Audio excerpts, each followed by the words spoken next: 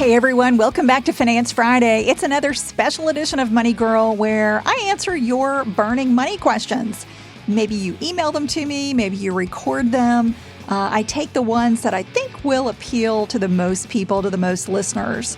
And today's topic comes from Natalie, who says, I have 2 small kids and want to make sure my husband and I can pay for their college and have something left to give them to buy a home one day. What are the best places or ways to start saving for them? This is a great question, Natalie. I love that you're already thinking about college for your young kids and, just thinking about protecting their futures. This podcast will review 5 ways you can achieve financial goals for your kids and give them a financial head start in life. Welcome back, everyone. This is episode 933 of Money Girl. I really appreciate you being here. I'm Laura Adams. I'm an award-winning author, a spokesperson, speaker, and founder of The Money Stack. That's my Substack newsletter. You can learn more, ask your questions, and sign up for The Money Stack at lauradadams.com. When you're there, you can subscribe for free or become a paid member and get access to live educational events. So I hope to see you there. I really appreciate Natalie's question because being a parent means you've got lots of ongoing expenses and, lots of things competing for your goals, your resources. Before you begin setting money aside for your children, though, it's crucial to make some wise decisions about your own financial future. For instance, if you sacrifice your financial security to save for your kids or to put them through college, you may find yourself relying on them to support you in your old age. Remember that kids will have options like working, getting scholarships, and taking out federal student loans for school. However, you won't have any loans or grants to support you in retirement after you stop working.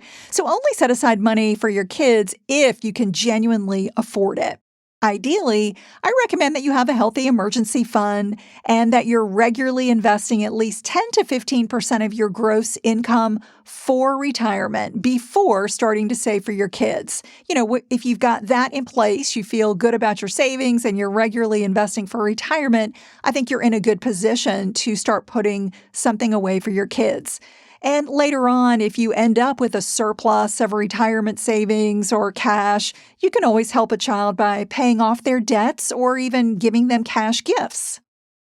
The bottom line is that you must first shore up your financial well-being, even if that means saving nothing or less than you'd like for your kids. And when the time is right to set aside money for your children, or if you can afford to do it now, we'll go through 5 of the best places to save and invest.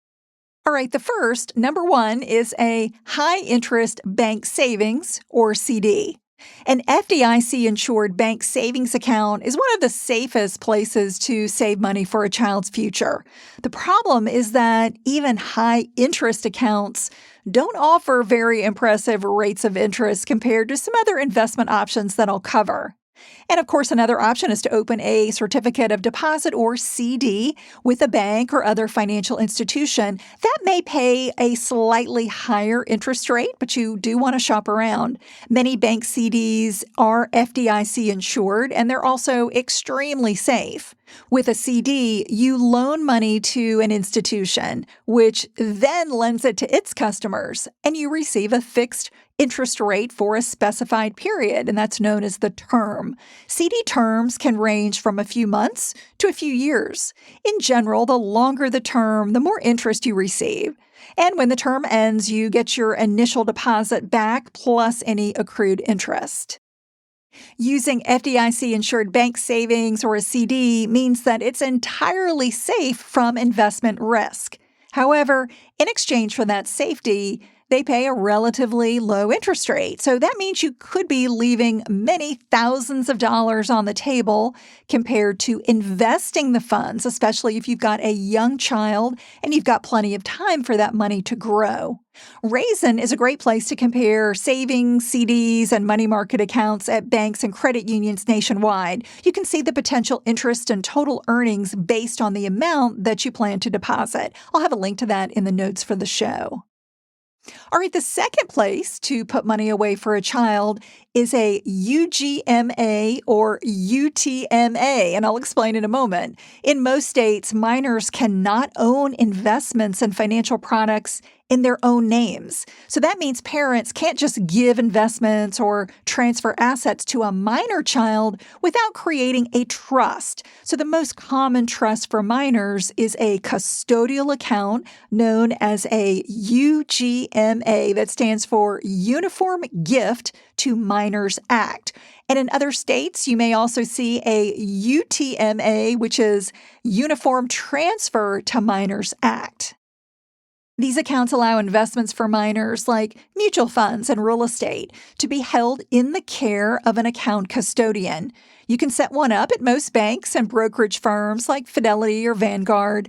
Then you can make withdrawals to cover expenses that benefit a child. And then when the child becomes an adult, which is usually aged 18 or 21, depending on the state where you live, the trust assets automatically transfer into the child's name. Now, the main benefit of using a UGMA or UTMA account is that you can give a child as much money or assets as you like. There are no annual limits, and you can also withdraw funds at any time, and for any reason. Again, it does have to benefit the child. A portion of the account's investment earnings gets taxed at your child's income tax rate, which can reduce your tax liability.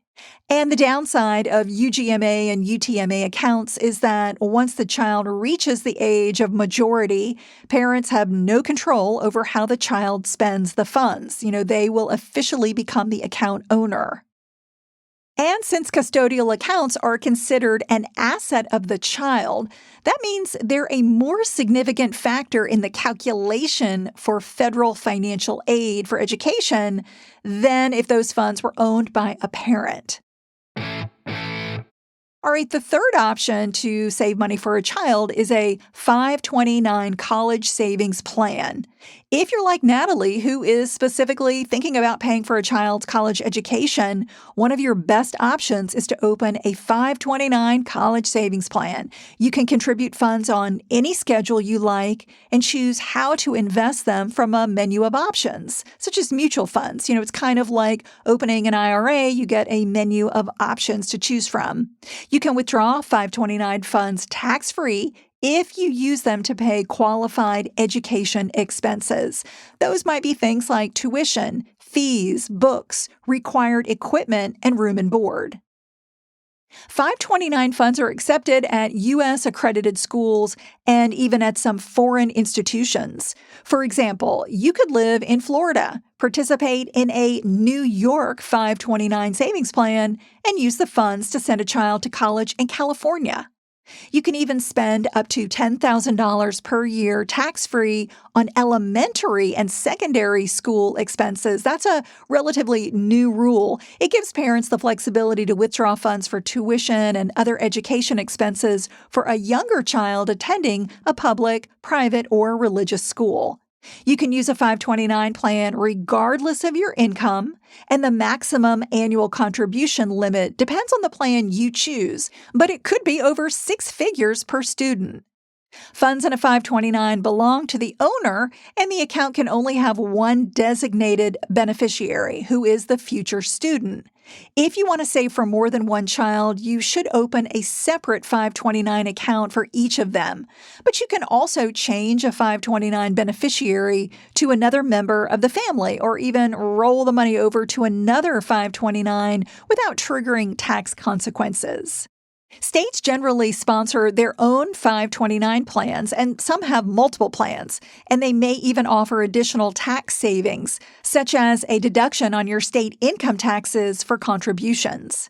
The fees and benefits, such as the maximum contribution limit, your investment options, and any in-state tax benefits, vary considerably. So you always want to shop around when you're looking for a 529 plan. The one in your state may be great, but just make sure you understand how it compares to plans in other states. Due to the benefits that come with a 529, like tax advantages, flexibility, and high contribution limits, it earns my vote as the best account for saving for a child's education. Additionally, your 529 distributions get favorable treatment because they're not considered income in the calculation for federal financial aid. The main drawback is that if you use a 529 for non-qualified expenses, you'll have to pay income tax plus a 10% penalty on those withdrawals. So you should never put more in a 529 plan than you estimate your child will need for their total education expenses. However, if you end up with excess 529 funds and the beneficiary, remember that's the student, if they have a Roth IRA, there's a new rule that helps you avoid a 10% penalty. What you can do is roll over up to $35,000 from a 529 into the beneficiary's Roth IRA over their lifetime. Remember, you have to adhere to annual IRA contribution limits, and right now it's $7,000. There are several additional stipulations for doing this, including having the 529 plan open for at least 15 years and only rolling over contributions that are at least 5 years old in the account. To sign up for a 529, you can go directly to the plan manager, use a financial advisor, or start doing your homework at sites like savingforcollege.com and pelicaninvests.com. Again, we'll have links in the show notes. All right, the fourth way to save for a child is a Roth IRA. Many people are unaware that children can have an IRA if they have earned income from a part-time job or self-employment earnings. Now, as a parent, you can make an IRA contribution on your child's behalf for as much as they earn up to the annual limit, which, as I mentioned, is currently $7,000. But you cannot fund an IRA for an infant or a toddler or, somebody who can't legitimately earn income. Again, they have to have legitimate earned income. Therefore, this strategy is only effective for older kids who have a part-time job or earn some money during the summer. However, if Natalie qualifies for a Roth IRA for herself, she can fund it and then take withdrawals to pay future expenses for her children. There is an annual income limit to qualify for a Roth IRA, so if you're a high earner, you may be prohibited from using one. For 2025, if your modified adjusted gross income, or MAGI, is less than $150,000 as a single person, or if it's less than $236,000 if you're married and file taxes jointly, you're eligible to max out a Roth IRA. And unlike other retirement accounts, you can withdraw your original contributions, but not the earnings, from a Roth IRA before retirement without having to pay taxes or a 10% early withdrawal penalty. So that flexibility makes a Roth IRA an excellent choice for investing in retirement and for also setting aside money for a child's future expenses. And the fifth place to put money for a child is life insurance. Life insurance is a contract that pays one or more beneficiaries after the policyholder's death. And there are two main types. There are term policies and permanent policies. A term policy pays a cash benefit if you die within a set period of time, like 10 or 20 years. But a permanent policy covers you no matter when you die, and it may also accumulate a cash value. And you can tap the accumulated value or allow it to grow for a child. If you're relatively young and healthy, a $500,000 20-year term life policy may only cost about $20 a month. It's wise to cover both parents, especially if one is a stay-at-home caregiver. If a stay-at-home parent dies, the cost to replace them would be significant. So, don't forget that they have real value that would be lost after their death. If you get life insurance through work, that's great, but it may not be enough. Most companies offer coverage in an amount equal to 1 or 2 times your annual salary. And depending on your financial needs and family size, having life coverage in an amount equal to 10 times your income might be better. That's kind of a general rule of thumb to consider, but every family will be different. Also, remember that if you leave your job or you get terminated, your life coverage will end. So, since you can have multiple life insurance policies, it's wise to maintain your own insurance in addition to any that you get through work. Of course, the downside of life insurance is that it typically doesn't provide a benefit until the policyholder dies. However, if you have a permanent policy that builds cash value over time, you could tap it to pay expenses for a child, like education or, buying them a vehicle. To sum up, depending on your financial situation and goals, parents might use one or more of these options to prepare for future expenses, protect their dependents' financial futures, and set their kids up for more success. Thanks again to Natalie for sending in this great question, and I hope this show will be helpful for you. Before we go, a quick reminder to subscribe to The Money Stack. That's my Substack newsletter when you visit lauradadams.com. It's filled with money tips, tools, news, challenges, and things I enjoy. You can subscribe for free or become a paid member with access to live educational events. That's all for now. I'll talk to you soon. Until then, here's to living a richer life. Money Girl is a quick and dirty tips podcast, and we've got a great team that I want to thank. Steve Rickyberg audio engineers the show. Holly Hutchins is our director of podcasts. Morgan Christensen is our advertising operations specialist. And Nathaniel Hoops is our marketing contractor.